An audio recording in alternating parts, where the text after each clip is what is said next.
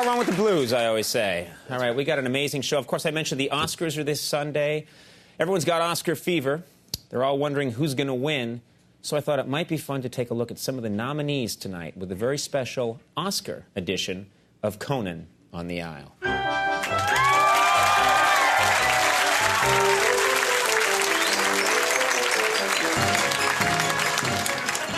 Man, that song is lame. All right. La, la, la, la, la, la, la. We're killing time. Well, of course, our first nominee is $1 Million Baby. Now, this emotional tale of a no-name female boxer who makes a run at the title is up for 7 Oscars, including Best Picture. Critics loved this film, written and directed by Clint Eastwood. But Mr. Eastwood also placed himself in the male lead role. And I know a lot of people disagree with me on this, but I think he was a poor choice. I think that was a bad idea. In the past, Clint's raspy, tough guy vocal quality was extremely effective. But time has taken its toll, and overall, Clint Eastwood's voice, I think, made the movie kind of hard to watch. Take a look. I'm 32, Mr. Dunn.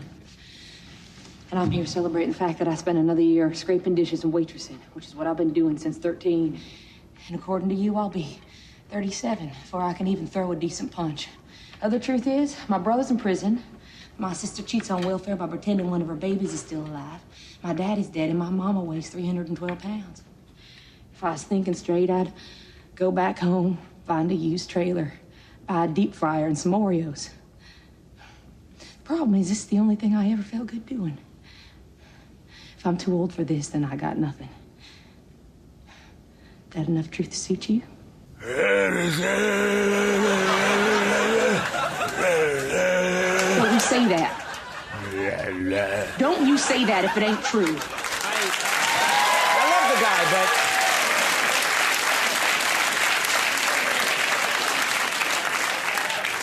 that guy needs a lozenge and fat.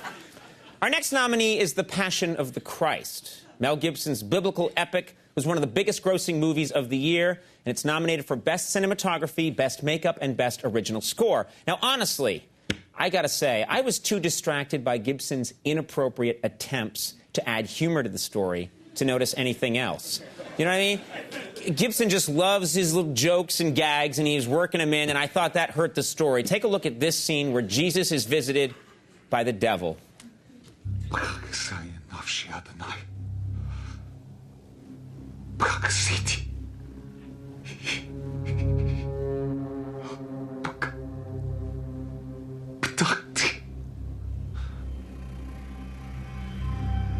Laithai. Anashtika. Lakai.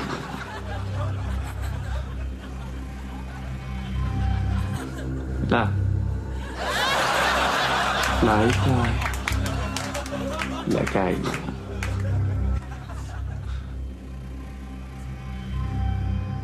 Bidion. Papa. Kuletkehu. We didn't need that. That's not right. All right, our next nominee is Ray. Jamie Foxx is brilliant as singer Ray Charles. There is no question he deserves the Oscar for Best Actor, but I just don't think the rest of the film measures up. I'll tell you why. The real Ray Charles worked very hard to keep his blindness from affecting his daily life. But whenever the filmmakers tried to depict this, they totally screwed it up. Here's a typical example. Ray, don't you think we're moving a little fast? Listen, I'm gonna go to New York for a couple of weeks, and when I get back, you can take it as slow as you want. All right, Mr. Charles. All right, Miss Antoine. I'll see you in a couple of weeks. Well, hold on now. Let me call you a cab. I got it. 3 blocks up, left for 2, right for 1, 15 giant steps.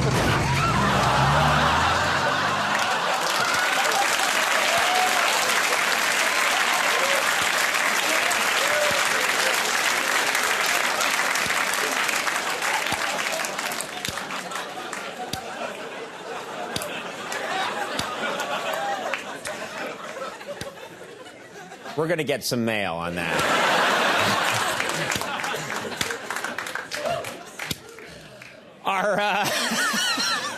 Our next nominee, good Lord, our next nominee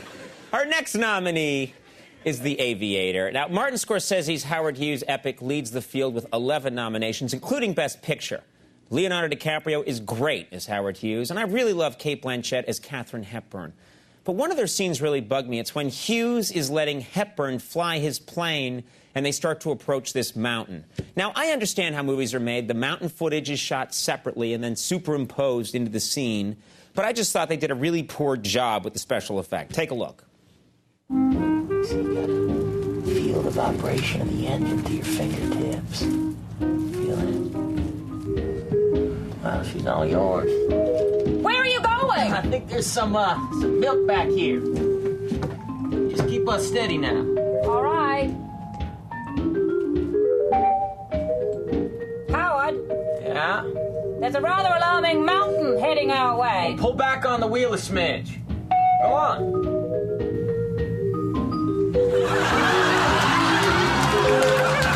All right. You take over. Just when I'm getting the hang of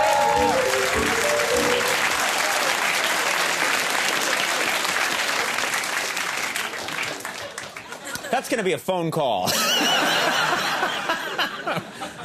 Mail from Ray, phone call for that one. I got nothing else to do. You know, another part of The Aviator that I had a problem with was the scene where Howard Hughes appears before the Motion Picture Censorship Committee. Now, during this scene, he's defending his movie, The Outlaw, which the committee claims shows too much of Jane Russell's cleavage. And he has to defend his movie. Well, I had a problem with the visual aids that Howard Hughes, as played by DiCaprio, uses to sway the committee. I think they made a mistake in this scene. Take a look. Mr. Breen, it's good to see you again. I haven't seen you all since that situation with all the violence in Scarface. The situation here seems to revolve around Miss Russell's memories. Mr. Breen feels that they are too prominent, yes? More prominent than other memories have been up on the screen. Well, I hope to dispel that notion. Jean Harlow. Ann Sheridan. Irene Dunn, Claudette Colbert, Rita Hayworth, Betty Grable, and the lovely Bobby.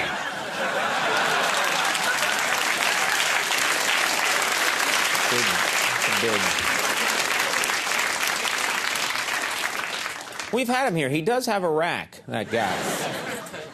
Our last nominee is Spider-Man 2. All right, last summer's blockbuster is up for 3 Oscars. I liked the movie. I really did. It was a huge hit. People really enjoyed it. But as I've said before, I did have one big problem.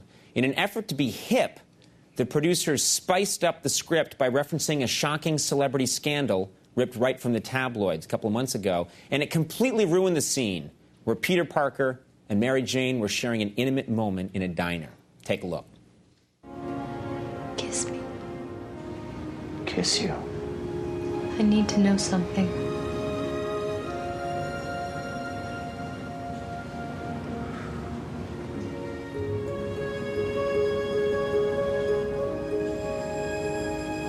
Look out!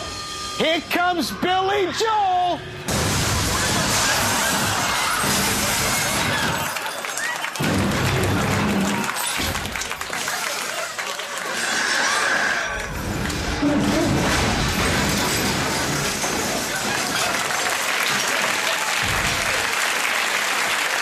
That's mail and a phone call.